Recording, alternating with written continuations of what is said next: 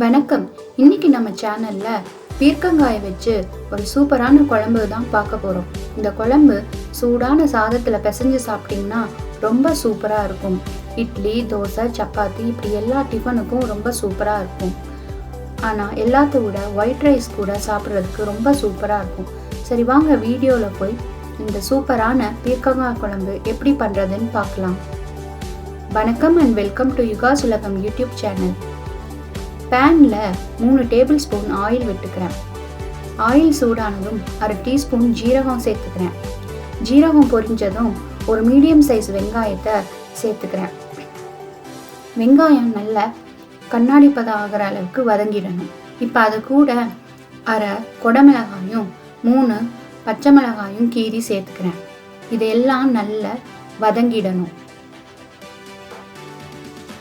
இப்போ 1 டீஸ்பூன் இஞ்சி பூண்டு விழுது சேர்த்துக்கிறேன். இஞ்சி பூண்டு விழுதும் நல்லா பச்சை வாசம் போக வதங்கிடணும். இஞ்சி பூண்டு பேஸ்ட்டு அடி பிடிக்காம இருக்க கொஞ்சமாக தண்ணி சேர்த்து அதையும் நல்லா மிக்ஸ் செஞ்சு விட்டுக்கிறேன். இப்போ இதெல்லாம் நல்லா வதங்கினதும் ஒரு மீடியம் சைஸ் தக்காளியை சேர்த்து அதையும் வெங்காயம் கொடமிளகாயோட நல்லா மிக்ஸ் செஞ்சு விட்டுக்கிறேன். தக்காளி நல்லா மசிஞ்சிடணும். அது வரைக்கும் நல்லா வதங்கிடணும். இப்போ தக்காளி கூட 1/4 டீஸ்பூன் மஞ்சத்தூள், கொஞ்சமாக உப்பு சேர்த்தி அதையும் மிக்ஸ் செஞ்சு விட்டுட்டு தக்காளி வெங்காயம் நல்லா வதங்கிறதுக்கு மூடியால் மூடி ஒரு 2 நிமிஷம் நல்லா வதங்க விடுறேன். இப்போ பார்த்தீங்கன்னா வெங்காயம் தக்காளி நல்லா வதங்கிடுச்சு. தக்காளி நல்லா மசிஞ்சிடுச்சு. பார்த்தீங்கன்னாலே தெரியும் இஞ்சி பூண்டு பேஸ்ட்டு நல்லா தக்காளி வெங்காயத்தோட மிக்ஸ் ஆகிடுச்சு. இப்போ ஒரு மீடியம் சைஸ் பீர்க்கங்காயை நல்ல தோல் சீவி இந்த மாதிரி மீடியம் சைஸ் கட் செஞ்சு அதையும் வெங்காயம் தக்காளி கூட சேர்த்து நல்லா மிக்ஸ் செஞ்சு விட்டுறேன். இப்போ 2 டீஸ்பூன் மிளகாத்தூள், 2 டீஸ்பூன் தனியாத்தூள் ரெண்டையும் சேர்த்து நல்லா மிக்ஸ் செஞ்சு விட்டுறேன். இப்போ தேவையான அளவு உப்பு சேர்த்துக்கிறேன்.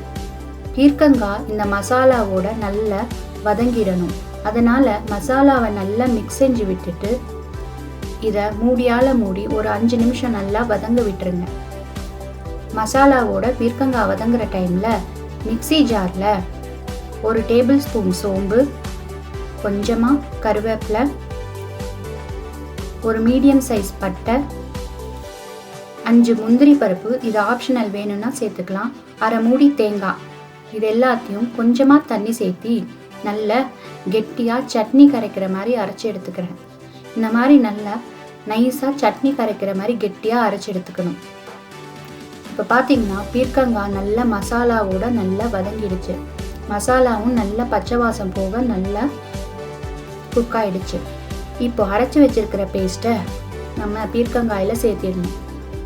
பேஸ்ட்டை சேர்த்திட்டு நல்லா மிக்ஸ் செஞ்சு விட்டுடணும். மிக்ஸ் செஞ்சதுக்கப்புறம் மிக்ஸி ஜாரில் 1 கப் அளவுக்கு தண்ணி சேர்த்தி அதையும் இந்த குழம்புல சேர்த்துடுங்க. அது கூட 2 கப் அளவுக்கு தண்ணி சேர்த்துக்கிறேன். முந்திரி பருப்பு தேங்காய் சேர்த்துருக்கிறதுனால குழம்பு நல்லா கொதிச்சதுக்கப்புறம் கெட்டி ஆகிடும். இப்போ மூடியால் மூடி ஒரு 15 நிமிஷம் அடுப்பை நம்மள ஸ்லிம்மில் வச்சு இதை குழம்ப கொதிக்க விடுறேன். இப்போ 15 நிமிஷம் ஆச்சு. பார்த்தீங்கன்னா தேங்காய் பேஸ்ட்டோட குழம்பு நல்லா கொதிச்சு கெட்டி ஆயிடுச்சு. இப்போ 1/2 டீஸ்பூன் கரம் மசாலாவும் உப்பு சரி பார்த்துட்டு அதையும் கொஞ்சம் சேர்த்துட்டு கொஞ்சமாக கருவேப்பிலை, கொத்தமல்லி இது ரெண்டையும் சேர்த்து மிக்ஸ் செஞ்சு விட்டுட்டு ஒரு 2 நிமிஷம் குழம்பை கொதிக்க வச்சுட்டு அடுப்பில் இருந்து இறக்கிடலாம். அவ்வளோதாங்க, சுவையான பீர்க்கங்காய் குழம்பு ரெடி.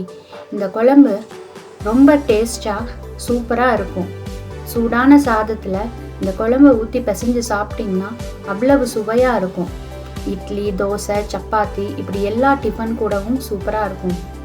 கண்டிப்பாக நீங்களும் உங்கள் வீட்டில் இந்த பீர்க்கங்காய் குழம்பை ட்ரை பண்ணி பாருங்கள்.